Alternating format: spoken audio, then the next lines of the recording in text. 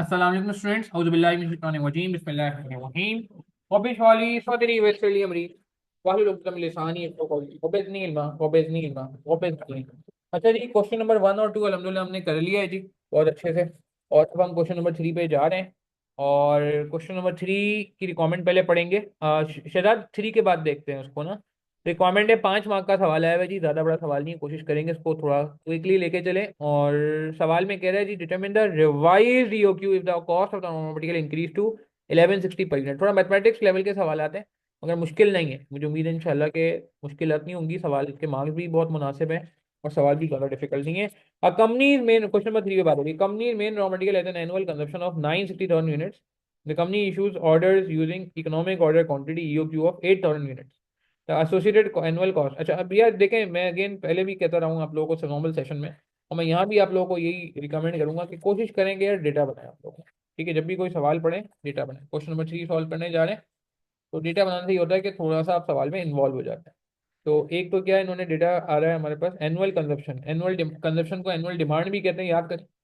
याद करें, अगर ट्रेडिंग बिजनेस होता है तो purchase requirement is our demand, और अगर मैन्युफैक्चरिंग बिजनेस होता है तो material consumption is our demand. याद आ रही है बातें? मैंने कहा ना, इस सेशन का मकसद जो है वो रिवीजन भी है।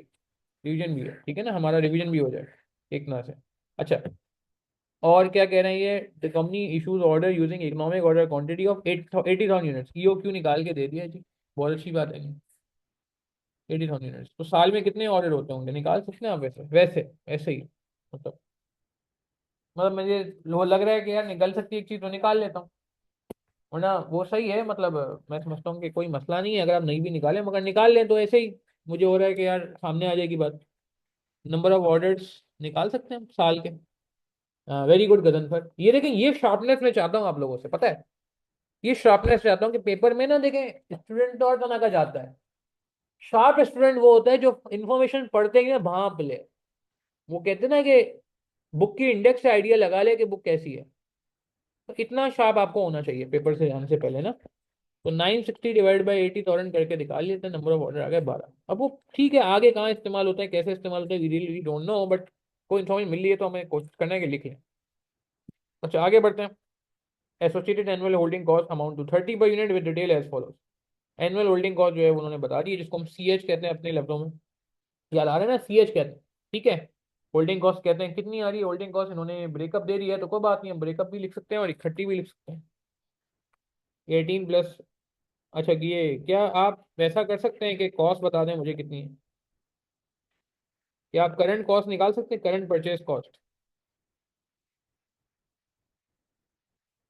वो अगर मैं एक्स ले लूँ, क्या मैं ऐसे कहता हूँ 0.02 एक्स इज इक्वल टू 18?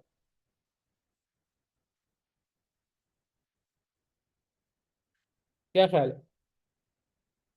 नहीं, निकालने को मेरे ख्याल से निकाल तो सकता हूँ। ठीक है ना, 2% कह रहे हैं ना कॉस्ट का। कितना आ रहा है? किसी ने कैलकुलेट किया? 18/0.02। मगर ये परचेज कॉस्ट, ठीक है ना। हाँ, thank you Saadat, thank you काशा। 900। ऐसे ही मुझे समझ आया, मैंने कहा क्योंकि आगे इंक्रीज कॉस्ट करने की बात कर रहे हैं ना, कॉस्ट इंक्रीज करने की बात कर रहा है। अच्छा, रिवाइज ईओ क्यू निकालना है। रिवाइज ईओ क्यू, अच्छा EO Q is if the raw material increases to 1160। अच्छा, ईओ क्यू का फॉर्मूला क्या होता है? अगेन ईओ क्यू का फॉर्मूला लिख लेते हैं पहले। ईओ क्यू का फॉर्मूला होता है 2 × CO × D/CH अंडर। अब जो जो अवेलेबल है उसको मैं ग्रीन कर लेता हूँ। क्या क्या अवेलेबल है अभी अभी? टू अवेलेबल है, जाहिर सी बात है। मजाक में कह रहा हूँ। टू तो हमेशा अवेलेबल होता है। मुझे रिवाइज ईओ क्यू निकालना है, ये ध्यान में रहा, ईओ क्यू निकालना है। क्या मेरे पास डी अवेलेबल है? हाँ, डिमांड अवेलेबल है, डिमांड चेंज नहीं हो रही है डी। सही है। और मेरे पास क्या अवेलेबल है? होल्डिंग कॉस्ट भी मेरे पास दी हुई है, यही चल जाएगी होल्डिंग कॉस्ट 30 रुपीज, ये नहीं चलेगी? जवाब दें, होल्डिंग कॉस्ट चल जाएगी या नहीं चलेगी?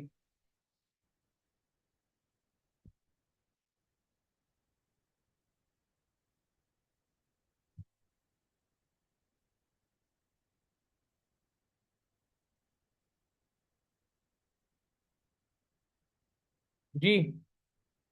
हाँ, चल जाएगी। नहीं वो काशा, ऐसे कि चलेगी? ऐसे नहीं चल सकती भैया, गड़बड़ हो जाएगी। ओ बाबा, गड़बड़ हो जाएगी। क्योंकि मसला ये है कि जब आपकी परचेज कॉस्ट चेंज होगी तो ये फिगर भी तो चेंज होगी। ओकाशा, बात समझ आई? छोटा सा सवाल है, ठीक है ना? तो जब ये चेंज हो जाएगी परचेज कॉस्ट, तो फिर ये भी तो चेंज होगा ना यार। तो बिल्कुल ये चेंज होगी, इसको हम येलो कर लेते हैं। अच्छा, और एक मसला, ये होल्डिंग कॉस्ट तो आ जाएगी, चलो मसला नहीं है। हाँ हाँ हाँ, ऑर्डरिंग कॉस्ट तो है ही नहीं भाई सर, आप तो इस पे कोई बात ही नहीं कर रहे, खामोशी छा गई है। ये कहाँ है ऑर्डरिंग कॉस्ट? कहाँ है ऑर्डरिंग कॉस्ट? कैसे निकलेगी, को पता है मुझे? शाबाश, बहुत आसान है, बहुत ही ज्यादा आसान है। ऑर्डरिंग कॉस्ट निकालने के लिए हम क्या करें? वो भैया क्या करें, हम क्या करें? ऑर्डरिंग कॉस्ट निकालने के लिए क्या किया जाए? ऑर्डरिंग कॉस्ट निकालने के लिए हम ईओक्यू यूज कर लेते हैं भाई, एग्जिस्टिंग ईओक्यू यूज कर लेते हैं, पुराना डेटा यूज कर लेते हैं, एग्जिस्टिंग डेटा यूज कर लेते हैं। क्या ख्याल है? प्रीवियस डेटा यूज कर लेते हैं, वेरी गुड। तो ईओ तो ईओक्यू का फॉर्मूला हम यहाँ लिख लेते हैं,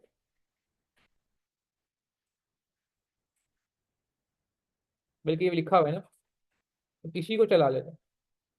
तो हम पहले ओल्ड प्रीवियस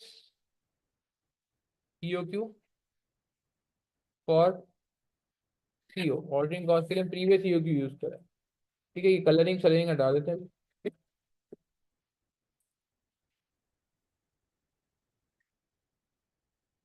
ठीक है, तो ईओक्यू पुराना वाला कितना है? 80,000। टू टू है। सीओ हमें नहीं पता, सीओ को चाहो तो एक्स ले लो।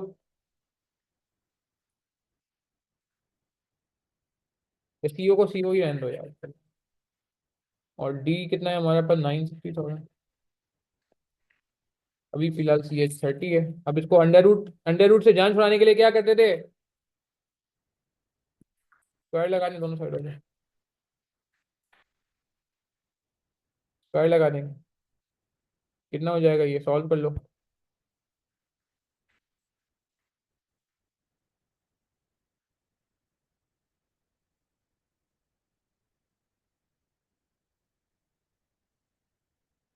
ऑर्डरिंग कॉस्ट पर ऑर्डर आ गई, कितनी आ गई?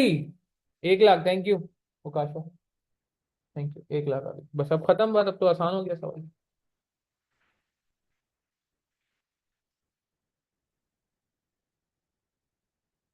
रिवाइज्ड होल्डिंग कॉस्ट निकाल लेते हैं।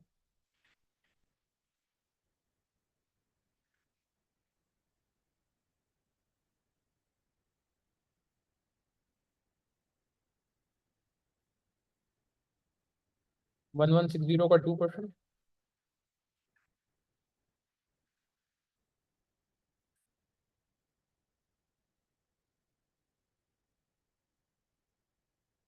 ठीक है ना, 2% है ना, 2% याद है? +12, थैंक यू।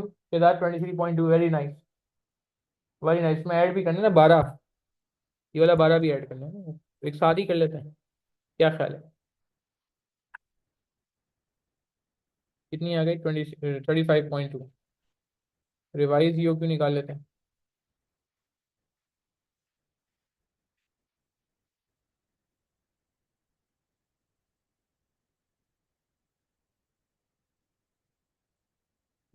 जो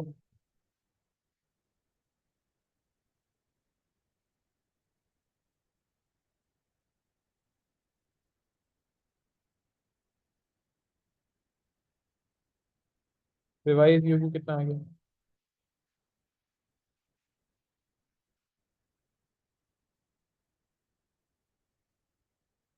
जी,